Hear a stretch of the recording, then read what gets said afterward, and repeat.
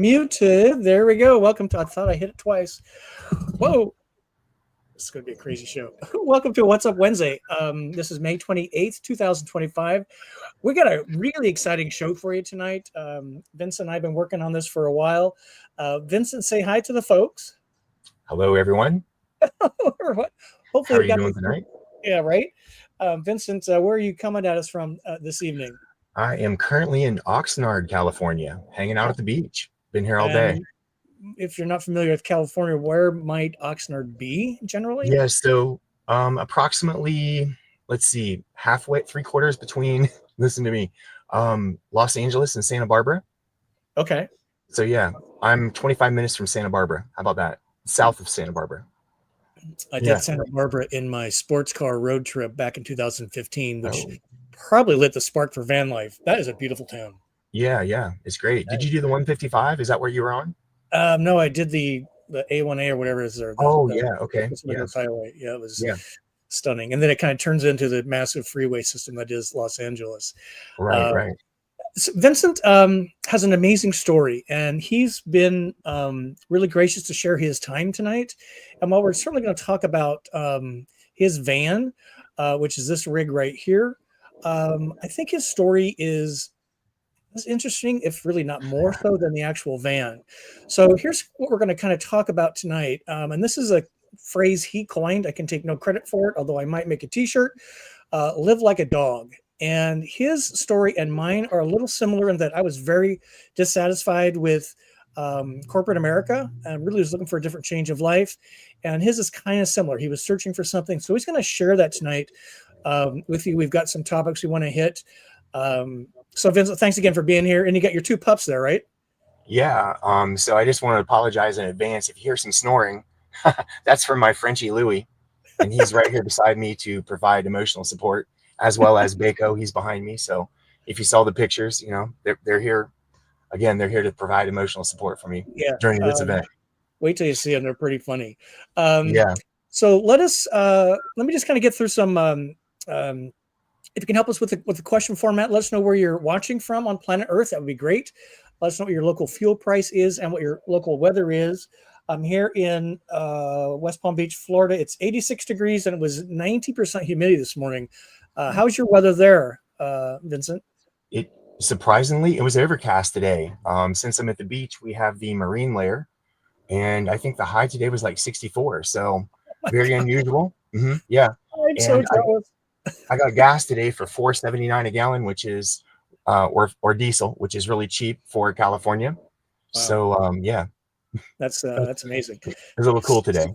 65 degrees. Oh my God, I'm so jealous. If you can help us out with the question format, if you have a question for Vincent, his story, his life, why an Airstream Interstate 24X, traveling with dogs, this is the question format. It helps me see your question more readily, and then we'll answer it more quickly. 3 asterisks, 3 question marks. If you have a comment you really want put on screen and everybody to see, this is the format there that will really help us out.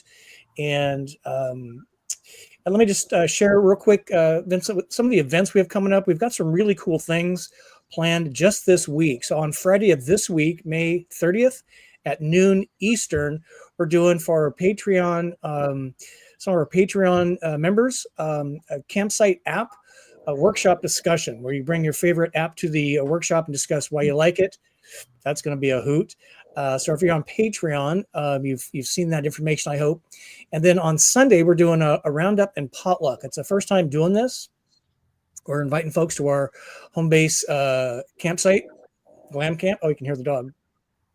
Yeah, sorry. Yeah, you're fine. I love it. It's so great. So again, if you're on Patreon on the benefactor or true believer levels, then you've got that information. This is happening on this Sunday, June 1st at 5 p.m. You're coming to our home base, and we're going to do a potluck together and just kind of hang out for a bit. So we love to see that. And then we got some really cool guests coming up on What's Up Wednesday. This is what June looks like. We've got remote vans next week. Super excited about that. And then we've got pet van life because I've got new pets. Jill, you want to say hi to everybody quick? Because I know you're going to be up here. Here's one of 2. So I'm back in the pet van life business. Vincent, you said you travel here, 2 dogs. Is that right? Yeah, in fact, Louis was just a few months old when we hit the road. So he's pretty much grown up. He's 3.5 now. He'll be 4 in August. So I got That's him that January, and that October is when we went van life. that is so great. And Yeah. having traveled without a pet, a cat in my case, Luke, and then Luke died unfortunately. The before, during, and after, there's such an enrichment Mhm. in van life travel by having a pet, and this is one reason we Sure. got it. So it's nothing new to you or many in this audience. So then I'm excited to say that on June 18, we've got Road Trek coming on to talk about their lineup and what's going on up in Canada. And then at the end of the month, we're going to do Battle of the Vans, Euro versus USA camper vans. We're going to include Road Trek on that. We're going to do some side-by-side comparisons, and it's going to be a lot of fun to see which ones you think is the best bang for the buck. So what do you think? What's going on, right? Is Airstream going to be in that one? Is that Yeah, Airstream will be in that for sure. what the 19X is? What van are they using to compete with? Sorry, We'll am I probably venturing do off? some good, better, best models, price points. So yeah, Airstream Okay. 24X, maybe the 19. I don't know. Which one would you recommend? I highly recommend the 24X because of its floor 24X. plan. Yeah. A lot of people don't know this, but it has a California king bed. Holy cow. That'll hold Yes. a lot of dogs. 72 by 84. Yep. I actually, had a house mattress in it at one point. That's crazy. Yeah. All right, let's show this real fast. So on my website, GoSmallLiveLarge.com is where you can get all the details. Or if you're on Patreon, you got those details earlier today for the specifics. With that, let's kind of get into Vincent's van life. So I think, Vincent, just kind of give us a little introduction of yourself, where you came from, your home base. Where did it come from and where am I going? Yeah, So a little bit. So you weren't really fulfilled. You lived in an apartment. Kind of give us the whole get up there, Vincent Hamplin. sure. Glad to have you here. Yeah. I'm happy to be here, Scott. And I just want everyone out there to know that Scott is the reason why I'm in a 24X. Because when I was doing van research, I was watching his videos, and they were super influential on me. So, but yes, my name is Vincent Hamilton. I am 57 years old.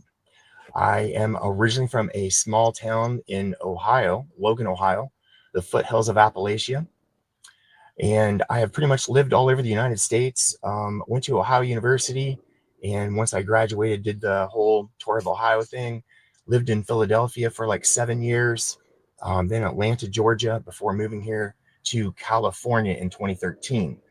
So I had pretty much been all over, did a lot of traveling prior to being in the van, and I was used to moving around and going to new cities. So essentially lived in here in California, lived in 7 different cities, including San Francisco, LA, and San Diego, sticks and bricks, right? Wow.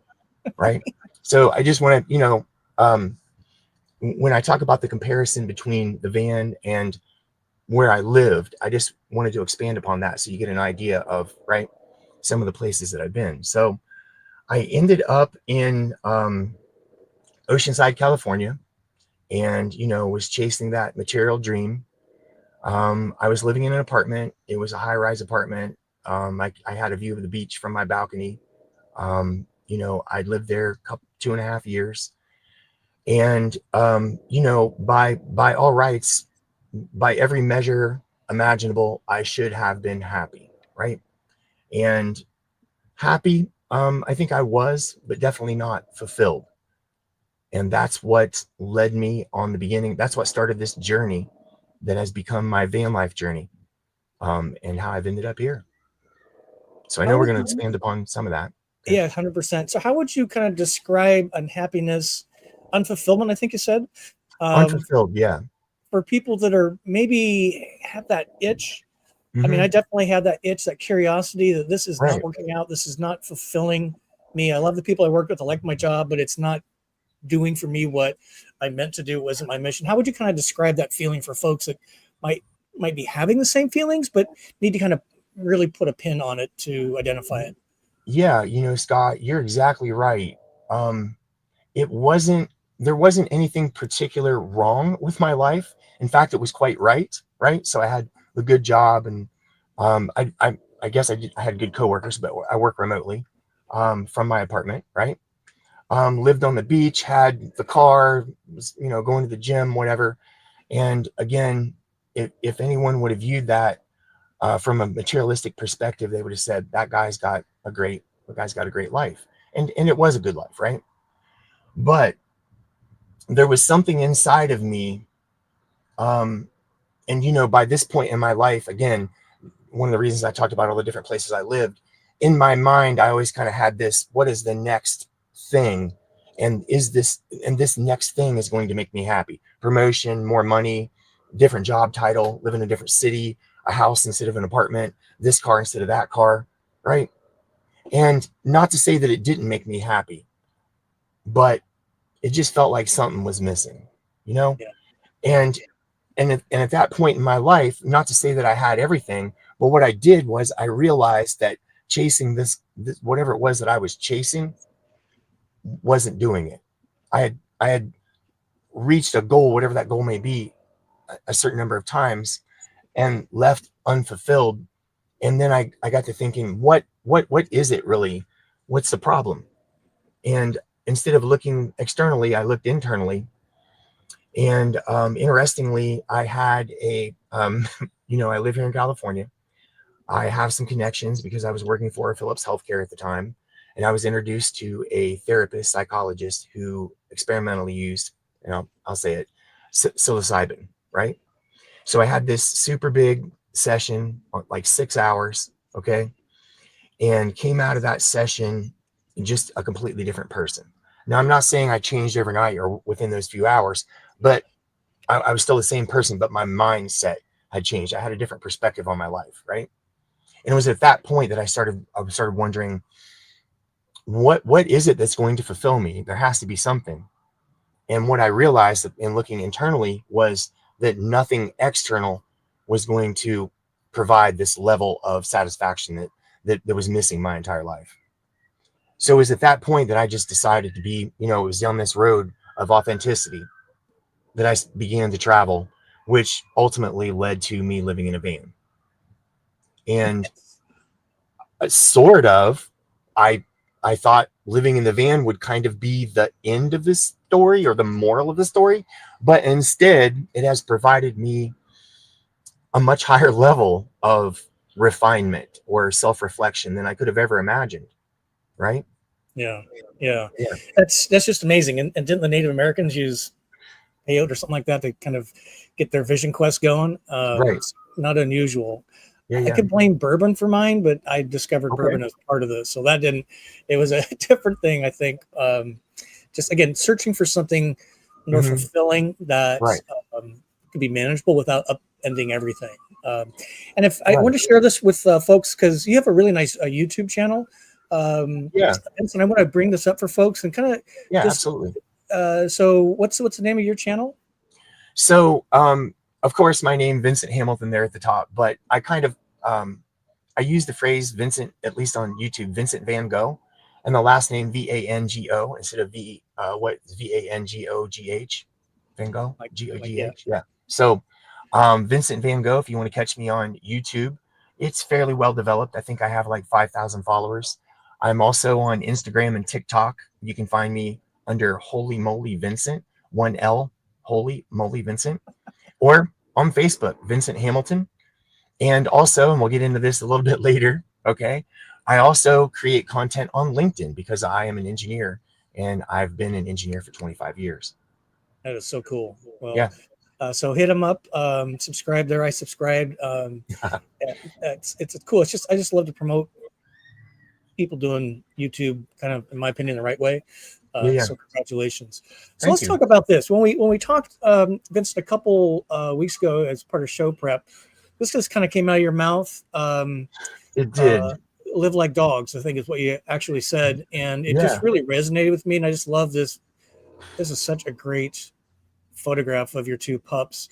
We're going to ask you to share that here in just a second. Well, or even now, you just want to kind of give us their names. What are they? And then why does living like a dog better describe your fulfilled van life travel? Curiosity. Yeah, I know. So tell us about your pups.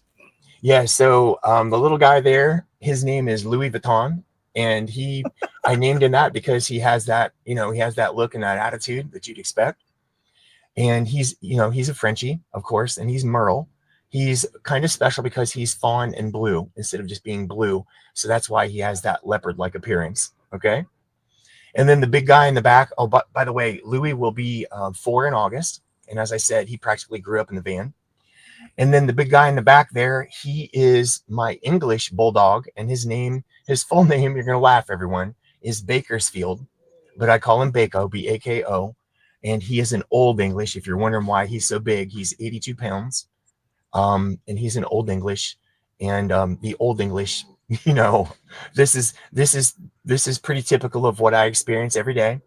This is me walking up to the window and wanting to pet Bako, and then Louis going, "Hey, no, me, pay attention to me, pay attention to me." So that's what the faces are for.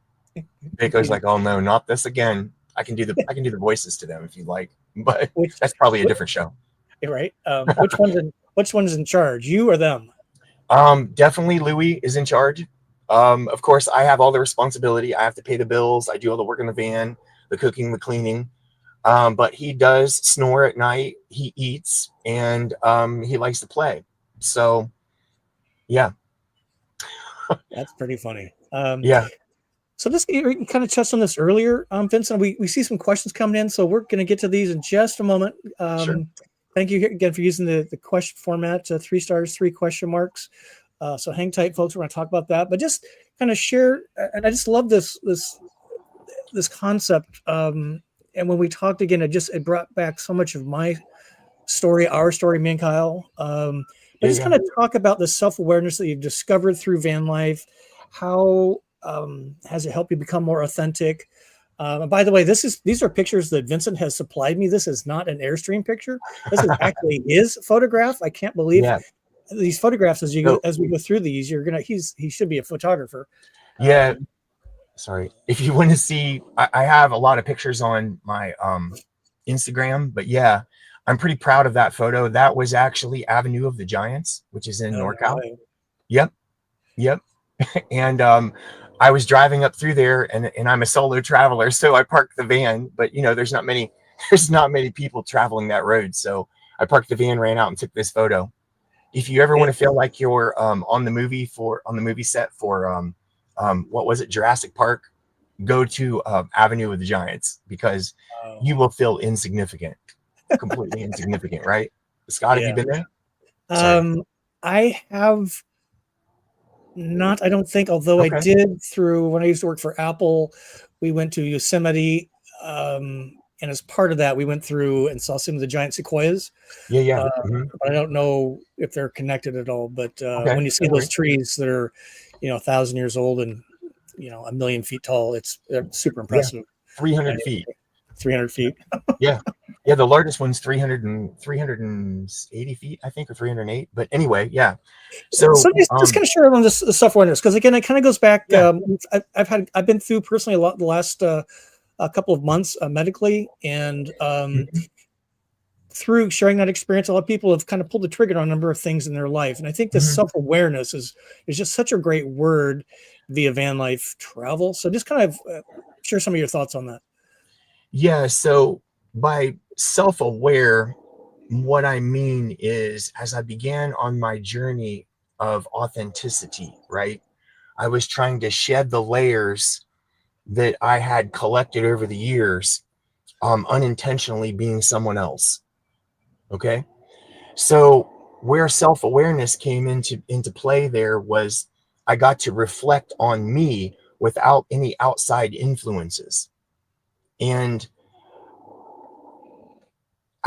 maybe there's a couple other situations like an off-the-grid cabin, but what was great about the van is when I wanted to be alone, and there's solitude every night, other than Louis snoring, but there's solitude every night, but I could also have social interactions with people who weren't emotionally invested in me, right?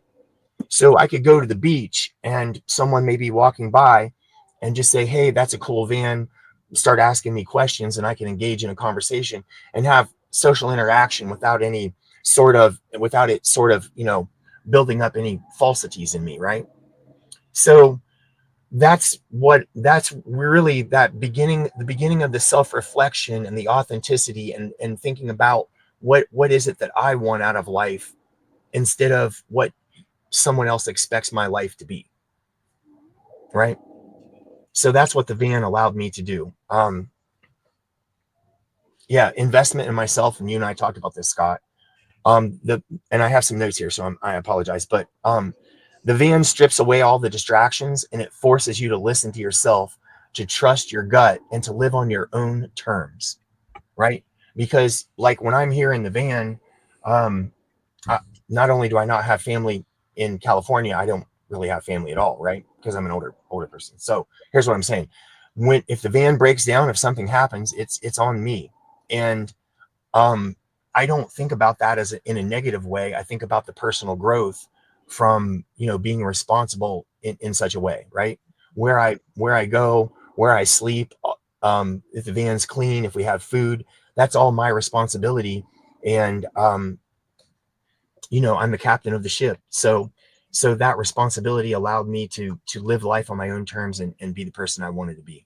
Sorry if I drug on about that. No, you're fine. I think it's again, this word self-awareness. Mhm. Doing my van life for those years full time, and even getting the van, it so exceeded my expectations on. And I was able to work remote before it was a thing, pre-COVID. But the self-awareness that I didn't know I had on different topics, history, art.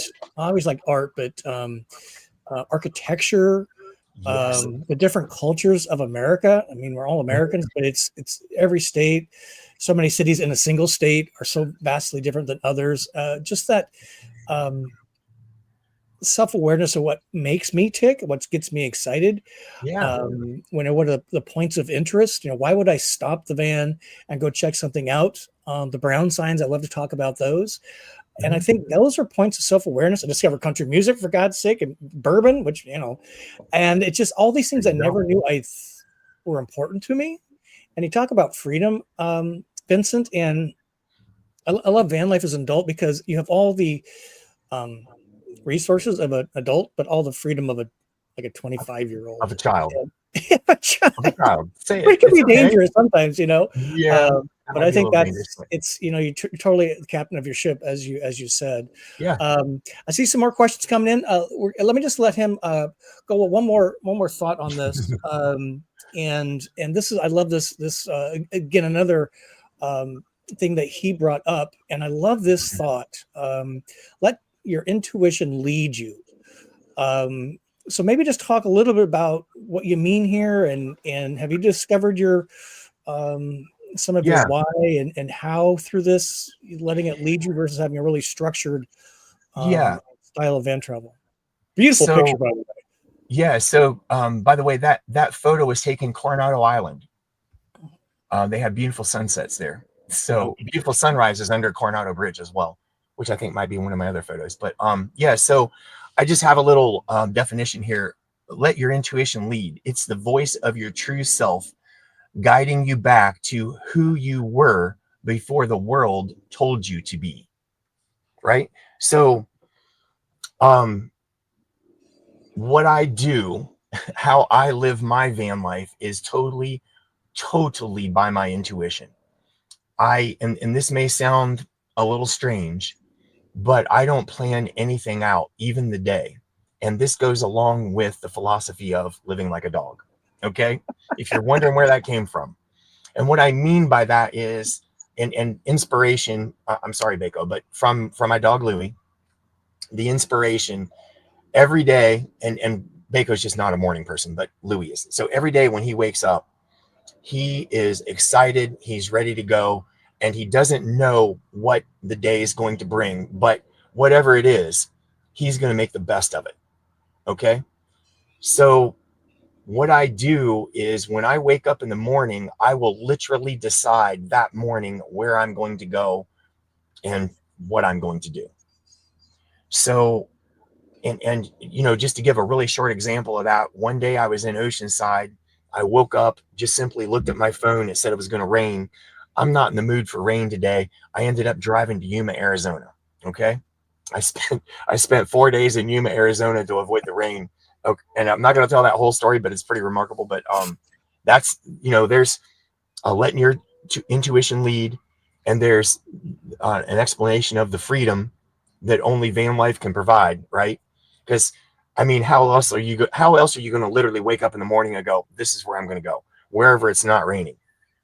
Yeah. So yeah, and that intuition as far as where to get water, where to park at night, and being in the van, I think our intuition is something that we don't rely enough on in the everyday world, so it diminishes.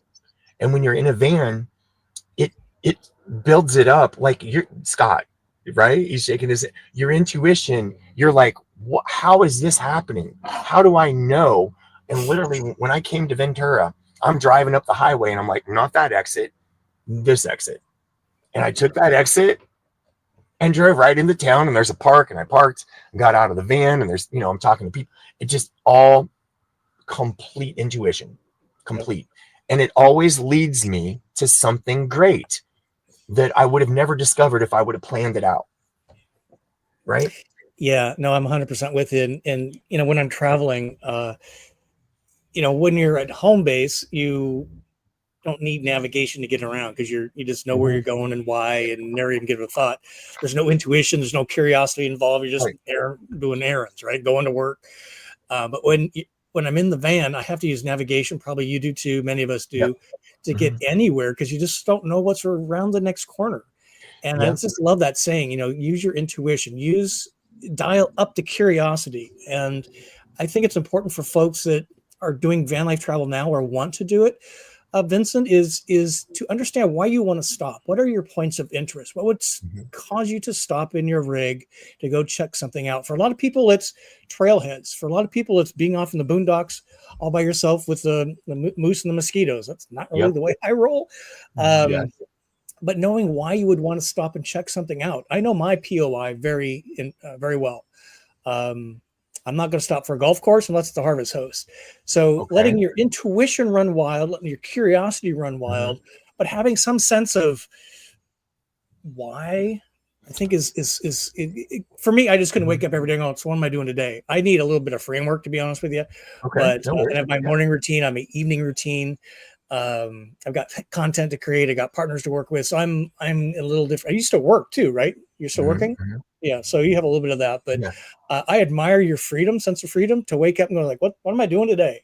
I'm doing a little of that here at home base since I'm not able to drive currently, but I really love that, just where to go. Let your intuition lead you. Is it okay if we make some t-shirts with some of this stuff on it? Because that is just a great saying. I mean, I was just reading the neuroscience. I was actually watching a video about the neuroscience behind. They were talking about, not to go too deep into this, but they were talking about a guy, and they tracked him, and he was at home, at work, and at the gym. At home, at work, in the gym. And they were talking about, it was actually this guy that they were testing, parts of his brain actually shut down because they weren't being needed, right? Because all he did was repeat the same pattern every day. Now, not to say that we don't need routines, because I when I lived in Oceanside, I was a bodybuilder. Okay. So I understand discipline and routine, but your intuition, I think I have found things that I would have never found if I were looking for something. I don't know if that makes any sense. Yeah. And I have this childlike curiosity where I just want to see everything. I don't, I've literally had people go, why'd you go there? And I'm like, because I hadn't been there before. Like there's not really, and if you're not living in a van, travel has to be very intentional. Yep. So I think there's that disconnect as well. So if I go to Corona, California, it's pretty easy for me. I just put the van in drive and just go there. Where if you're in Los Angeles and you're like, we want to go to Corona, there's a whole, right? Yeah.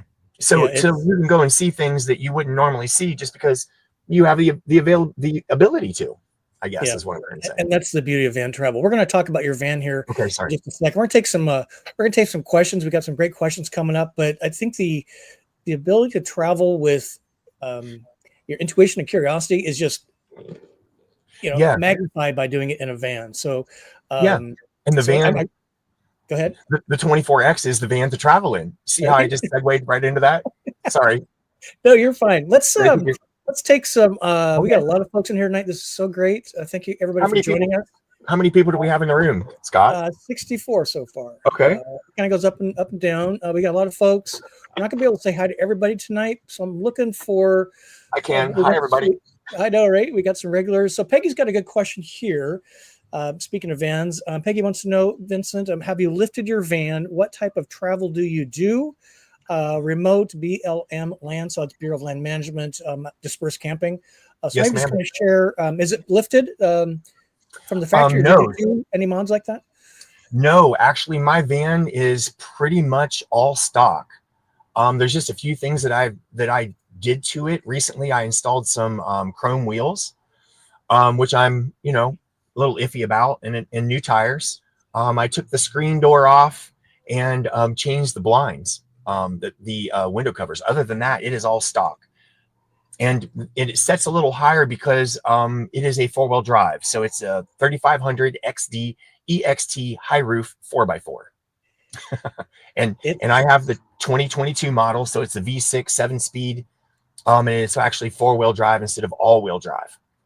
Okay. Sorry if I'm going too deep into these. No, people love this stuff. Go ahead. So one of the things I like, sorry to deter from the question, but I just wanted to point out one of the things that I never hear anyone talk about. Sorry, even you, Scott. Okay. When reviewing the van is it has hydraulic leveling. See it in the picture? It's unusual in a van. Super unusual. And I got to tell you, I'm a quality engineer. There was at one time I realized that I was on my landing gear 3 different times a day. Okay. So, and the reason I say that is because these are one of the things, even when people heard I had landing gear, they're like, oh, that's just something else to break. That's what I always heard. And they have been flawless. Okay. So sorry about that. Landing gear is what I call it. I'm up on the landing gear.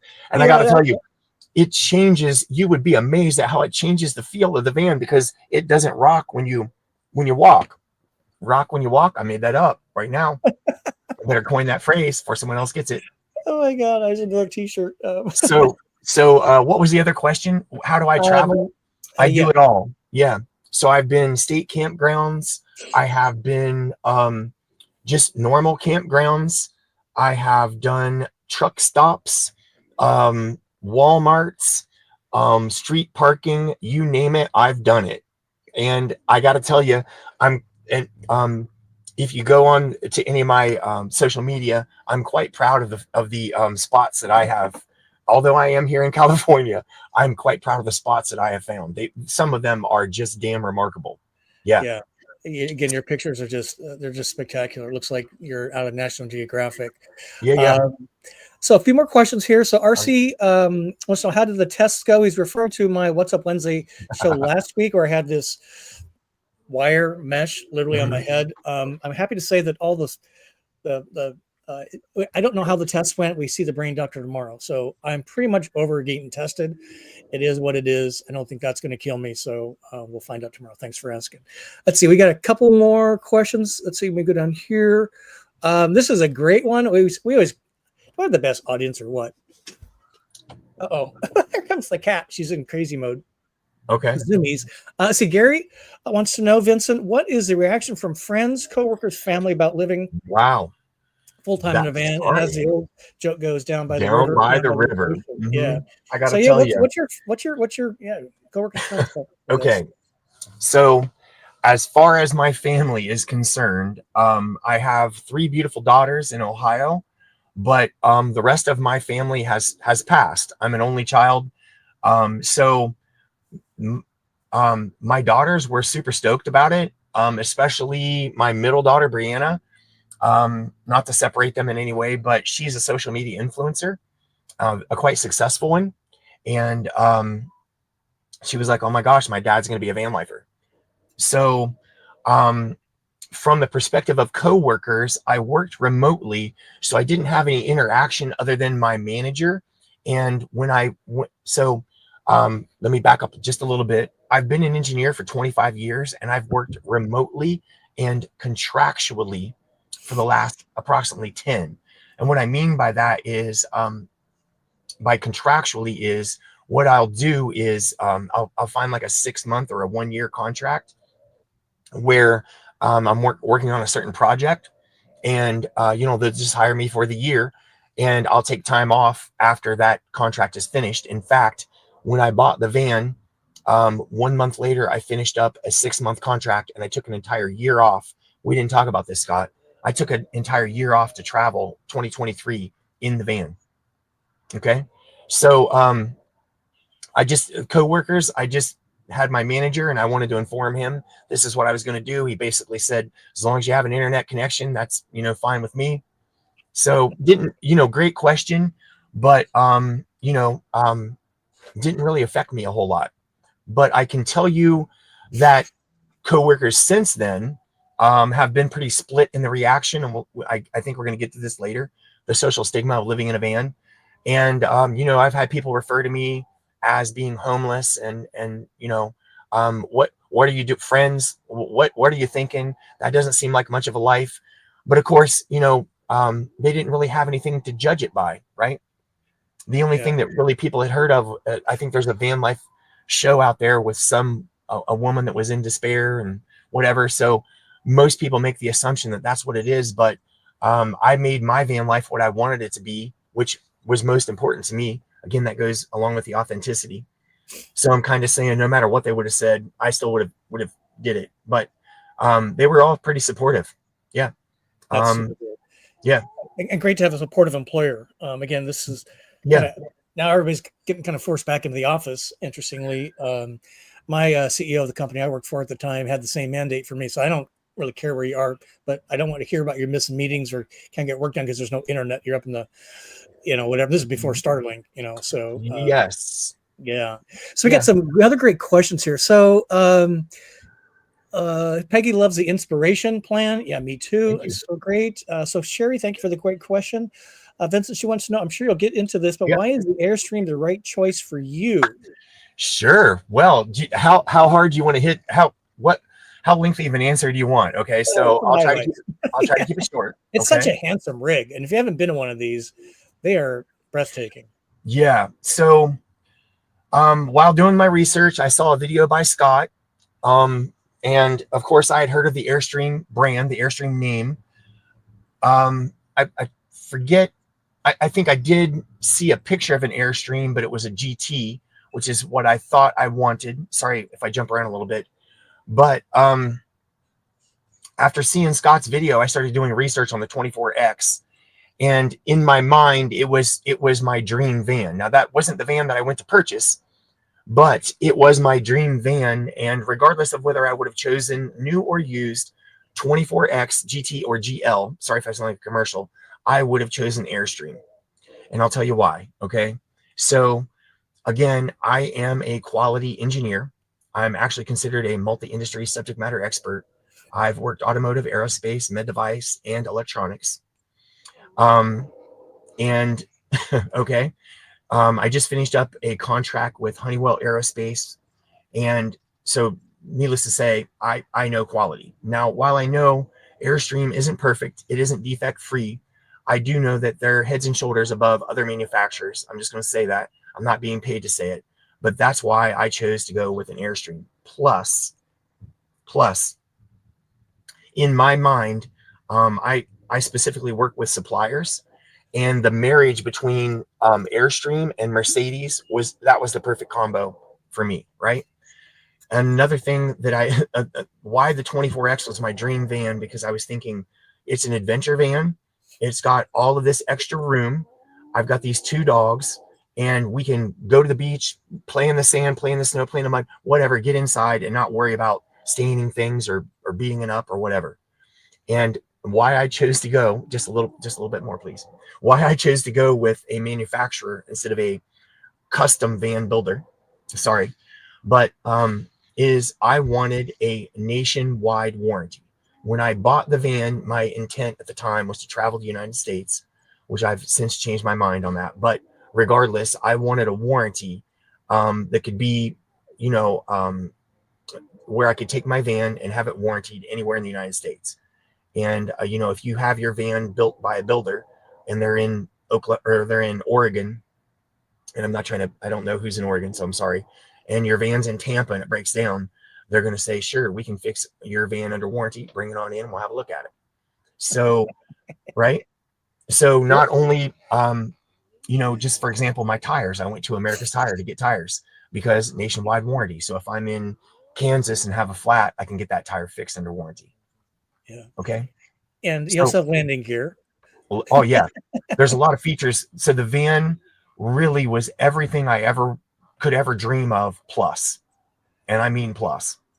It literally, you know, the California King bed, the landing gear, the fact that it has a macerator instead of a cassette or I mean, and here's something I have to say about that, okay, Scott, and you're gonna smile.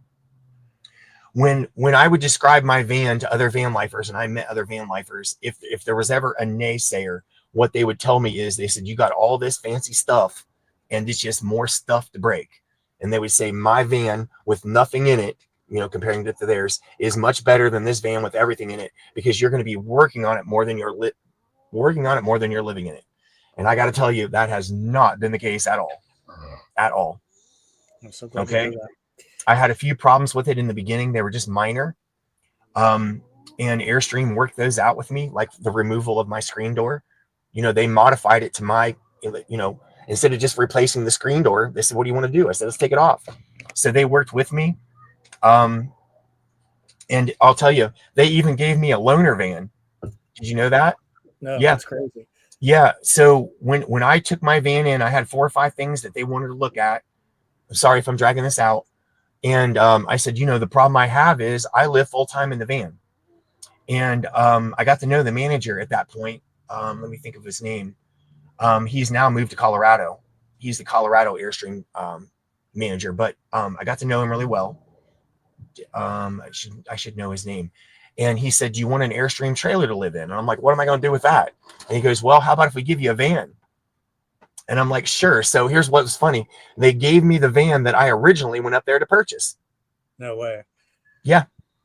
So I went up to purchase a 2-wheel drive GT, and I didn't purchase it because the gentleman who had it before me smoked cigars in it. And as soon as I walked in, I was like, no way. So I ended up in this.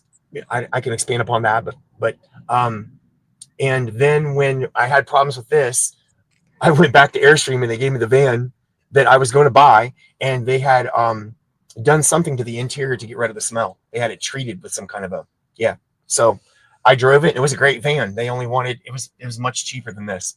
So quality costs. That's such a handsome picture. So we got some more great questions. This is Georgia Jack, as I call him. He wants to know, Vincent, where do you spend most of your nights? On the street, Jack. I'm a street parker. And, you know, again, I've done the national parks. I've done, you name it. I'm telling you, you name it, and I have done it. And my favorite is, I think, what Scott calls urban camping.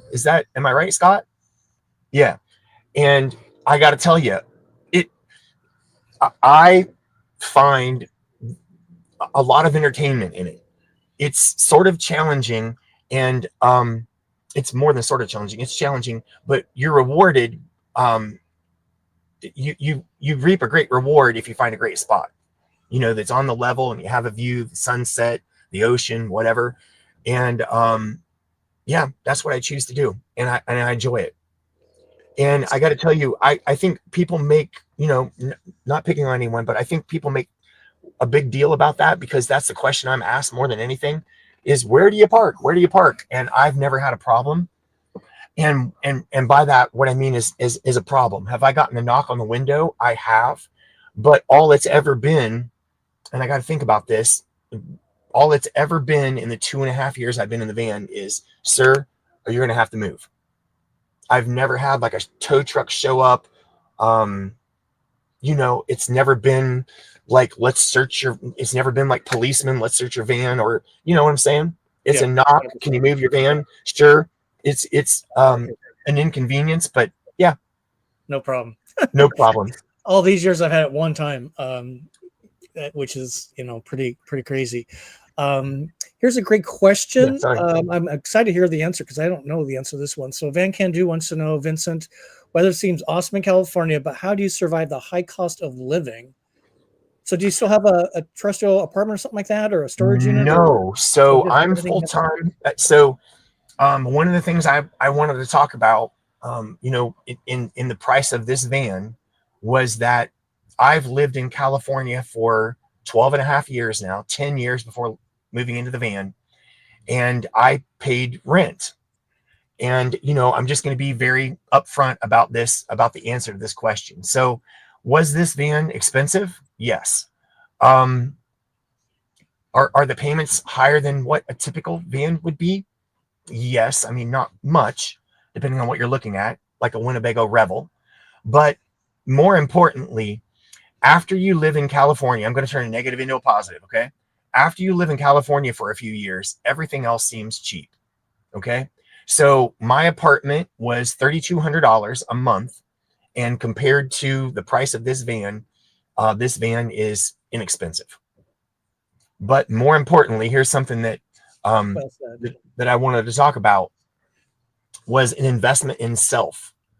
And that's one of the things that probably Scott could expand upon more than me. But I just want to say that I chose my dream van. That's what I would highly recommend, instead of trying to choose a lesser van and make it your dream while you're in it, or trying to build your dream van from some custom builder.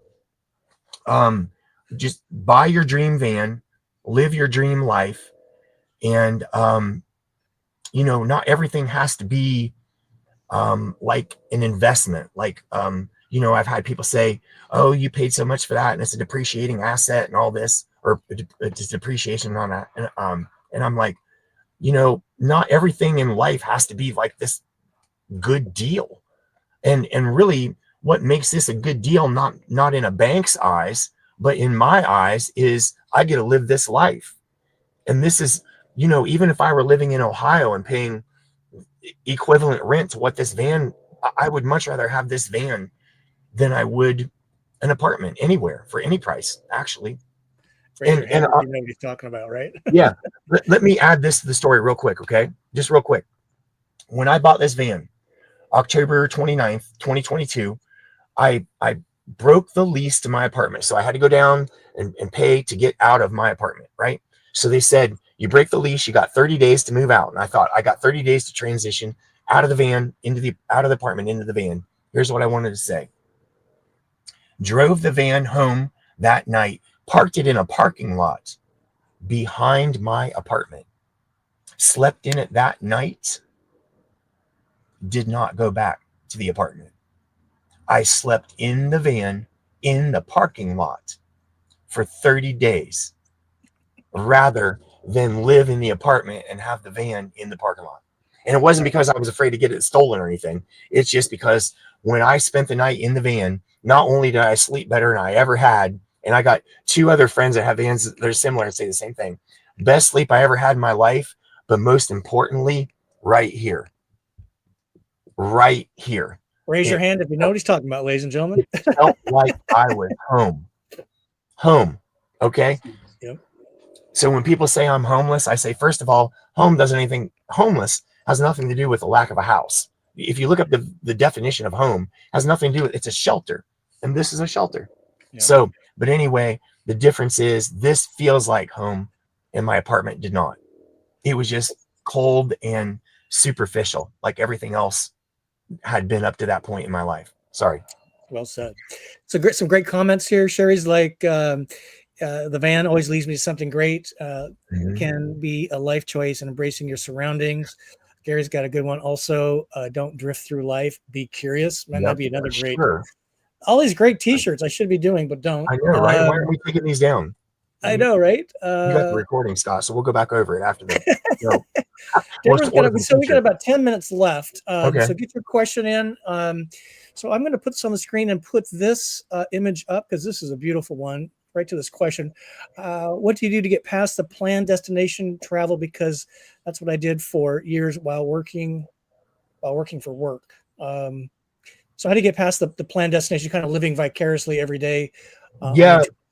So what happened to me, a couple of different things. I was going, when I first left in the van, honestly, I was just going to campsites. Okay. And a campground. Is that what we would call it? An RV park, right? RV park, yep. And not only was it expensive, right? But here's what really got me. It took all this planning. And that to me took, as I made those plans, it kind of spoiled the fun for me. Do I want to go in this direction or this direction, and how far? And then I got to call ahead and see if there's a spot. I got to make it there before 5. All this stuff seemed like real life to me, and I didn't want to do it. So, right. So, right. So I was going from campsite to campsite, and then just being in the van, even though I wasn't street parking at that time, my intuition started to build. I started to talk to other van lifers and schoolies and tow truck drivers and policemen. And I started to get the lay of the land. And once I did that, I started street parking more and more. And then when I realized how much I enjoyed street parking and how much of a pain in the butt campgrounds were, you know, because I'm waking up in the morning, I just paid $55, and that's cheap here in California. And I'm looking around and all I see is a gravel parking lot. And I'm going, why did I do this again? Yeah, right. What do I gain from this? So to answer your question, I just built up my intuition, started to take more risk, right? Calculated risk, because that's what life is. And really expanded my mind as far as where to park.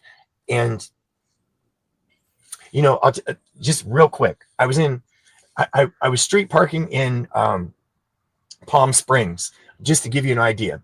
They have these beautiful blooms there every spring. So I can park on this one street that's right in front of the tennis club. And they have these blooms that are, I'm not sure, lavender, I think.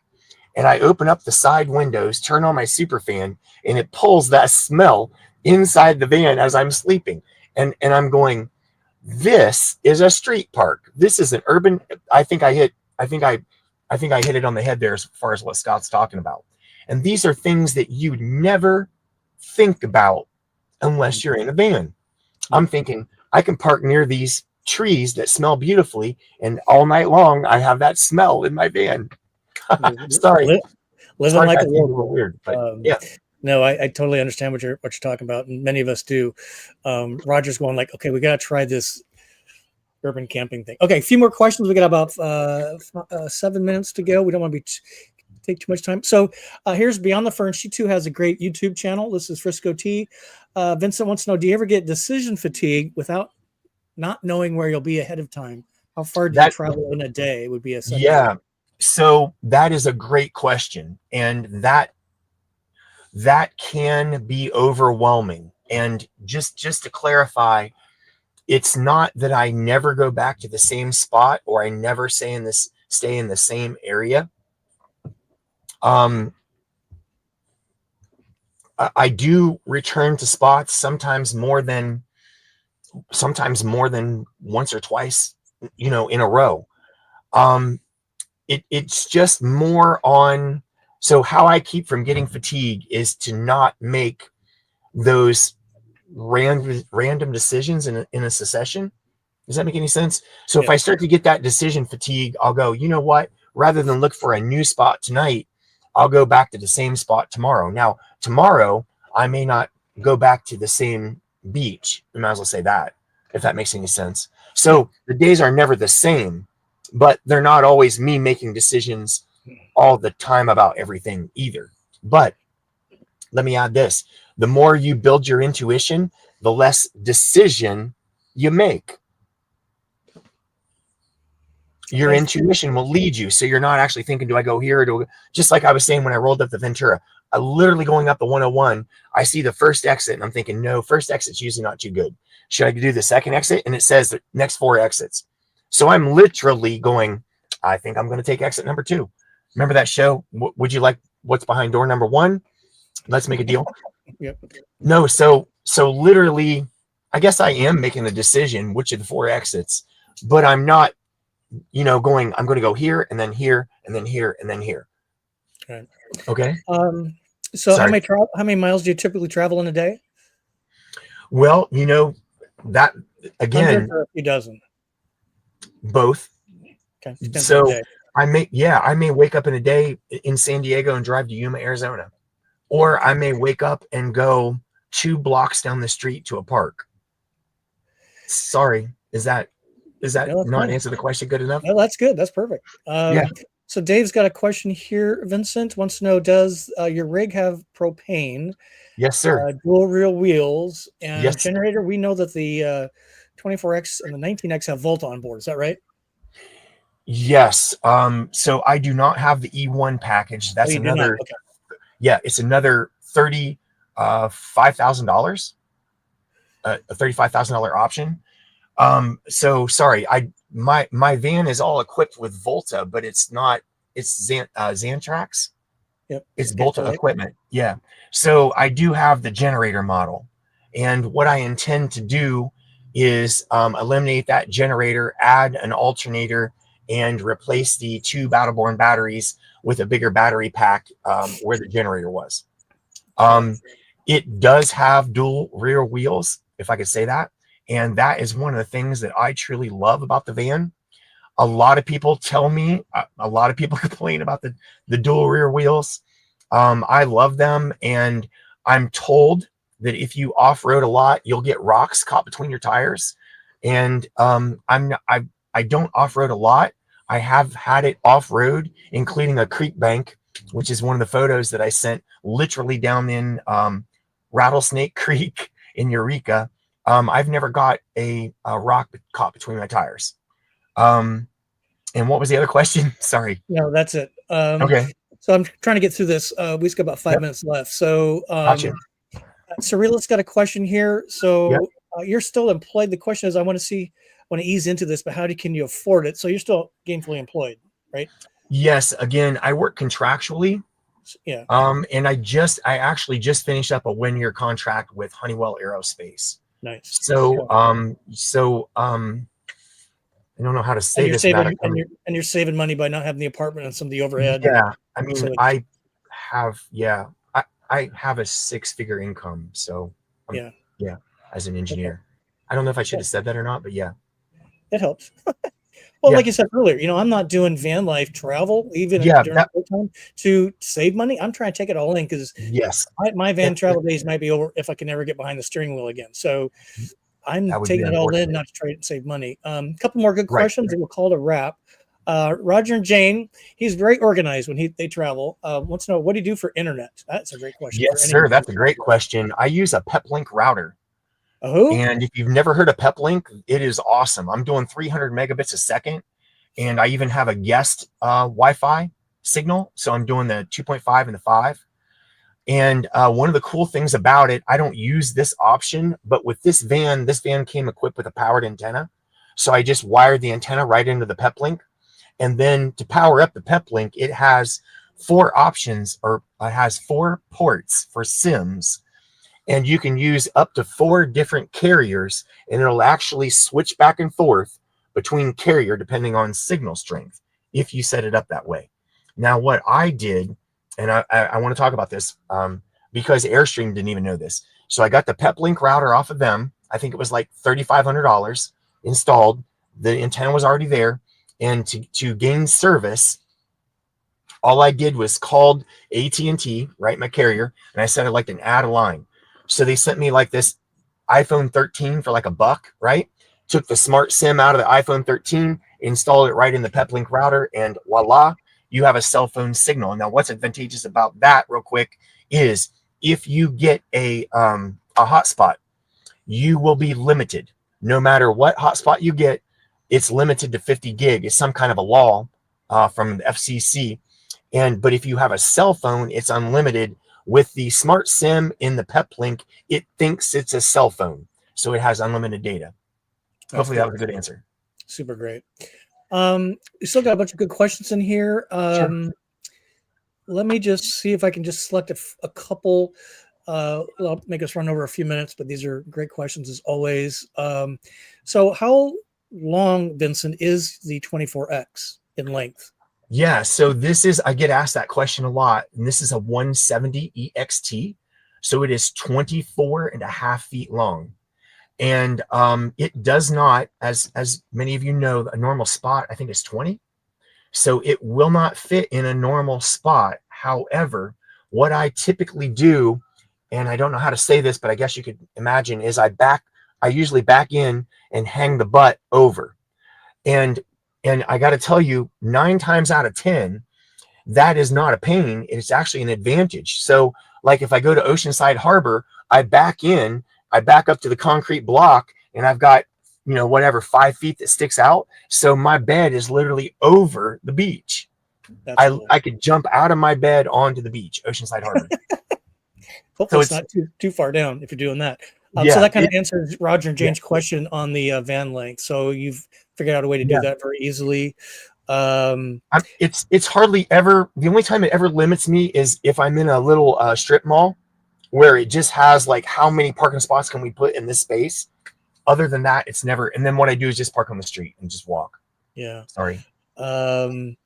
So let's look at one that applies to a lot of folks. We're going to not get all these done tonight, but okay, we'll have you back. Clearly, he's very exuberant on this stuff, which who isn't, right? So Jane and Roger want to know, what's your process for finding dump stations and fresh water? That is a pain. That is the biggest challenge that I face daily. And when I hear someone, when someone is talking negatively about my van, that's the one thing they'll bring up, is you have a macerator. So that means you can't dump your tank as easily. And I don't know where you're going to dump a cassette. I can dump it in the toilet. I don't know, a cassette. But that is a great challenge. And so there are a few spots around here. I go to Garden Grove, and there's a propane plant filling station, right? And they have the dump tank, the water, and the propane all in one area. Usually, to be quick about this, if you go to a state beaches will have dump sites. The only problem there is they charge you a day pass to get in and dump. But still, I go to Huntington Beach, it's $25, 10 to dump, 15 to get in. And if I want, I can stay there all day because I have a pass. Yeah, that's interesting. There's two more points I would add to that is there's an app. I think it's iOS only. It's called All Stays. It's a suite, and they have RV dumps on there, and they could help you find it. But a lot of wastewater treatment plants have a free dump station as well. Sometimes it's at the plant itself or at the administrative office. For those of you in the greater Chicago area, Downers Grove, their administrative office has a free dump station during business hours, Monday through Friday. And if you ever get to Meridian, Idaho, outside of Boise, it's a 2-lane dump station, all for free, which is pretty cool. So you just gotta use some intuition, do some searching, use some apps. But and we're surrounded by fresh water, so it's kind of, look forward. Well, I was going to say there's a treatment plant in LA where you can dump, but they don't provide water. And I have a 23-gallon tank, so you can't just go to the water machine and just dump it in. It's right? So great. Yeah. Well, Vincent, thank you so much. It's been these hours always fly by, and this is such a great. You have such a handsome rig, and I've never seen one in the wild. So I was very excited to meet you and hear your interesting story and hear how one travels with a king size bed. California King. California King, which is even crazy. Mm-hmm. 2 dogs, and if you ever get a chance to see the inside of a Interstate 19 or 24X, they're just spectacular vehicles, and they're very unique, very well done. A nice hybrid between an adventure van and a touring coach, just like you say, well built and really well thought, very innovative. So, Vincent, last thoughts before we say goodbye to the folks. The only thing I have to say is, if you even have the little spark in your mind, do it. You owe it to yourself. That's what I can say. Do it. It's an investment in yourself. Yep. Priceless in the end, right? Yes. It completely changed my life. And, I really don't think I could be, I know that I would not be mentally in this position right now if it weren't for the van. 100%. Totally 100%. Know what you're talking about. Raise your hand if you know what you're talking about. All right. So we're going to see a bunch of you on Zoom on Friday for our Patreon campsite app. Speaking of, workshop discussion. And then we're going to see quite a few of you in person on Sunday evening for our Patreon potluck. All the information was sent out today. Please direct message me through Patreon. Let me know you're coming, and we'll watch out for you. Kyle, do you want to say anything before you folks say goodbye? No. Oh. Okay. Oh my God. We got the cats. They're sleeping. This is a miracle. So this is great. Vincent, stay right there. Ladies and gentlemen, thank you very much. Get your journey on, and peace be with you. We'll see you soon. I always get this wrong right there. Thanks, everybody. See you next week.